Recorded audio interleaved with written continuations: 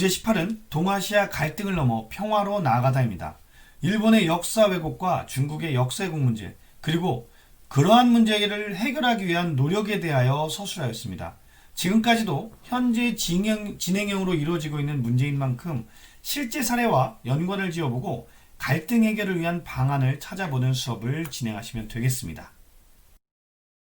주제열기에서는 매주 일본 대사관 앞에서 열리는 수요 시위 사진을 제시하였습니다. 수요 시위는 1992년부터 지금까지 매주 수요일마다 열리고 있습니다. 이 시위가 열리는 이유와 시위에서 주장하는 내용이 어떤 것일지 학생들에게 질문을 던지면서 첫 소주제와 연결하면 되겠습니다.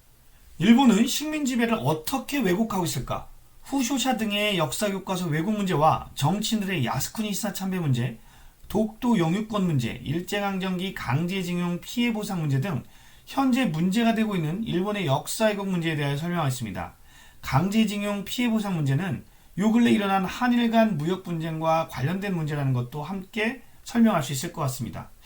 관련 자료로 생각톡톡해 2018년 강제징용 최종 배상 판결에서 피해자들이 승소한 내용을 넣었습니다. 지금까지도 진행되고 있는 이야기만큼 자료를 많이 활용하여 수업을 진행할 수 있을 것 같습니다. 중국과 역사 갈등은 왜 일어났을까? 중국이 소수민족을 통제하기 위해 실시하는 역사 연구 과정 중 우리나라와 연관 있는 동북공정에 관하여 설명하였습니다.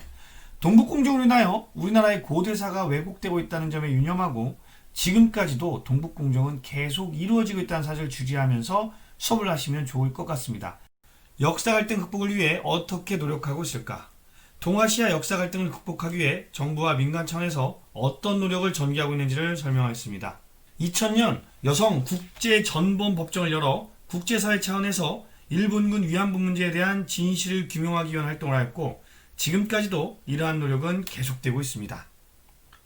동아시아의 평화와 공존을 위한 노력으로 한중일의 학자와 교사, 시민들이 역사 교재를 공동으로 제작하였고 우리나라에서는 동아시아사의 이해를 높이기 위해서 동아시아 과목이 교육과정으로 개설되었습니다. 정리하고 역량 키우기 문제 3번에서는 독일, 프랑스 공동 역사서와 한중일 공동 역사교과서의 서문을 각각 제시하였습니다.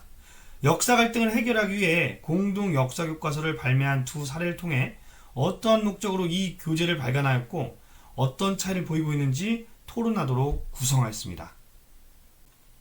역사 토파보기에서는 한국과 일본 사이의 갈등이 아닌 화해와 협력을 실천하는 사람들에 대한 내용을 서술했습니다.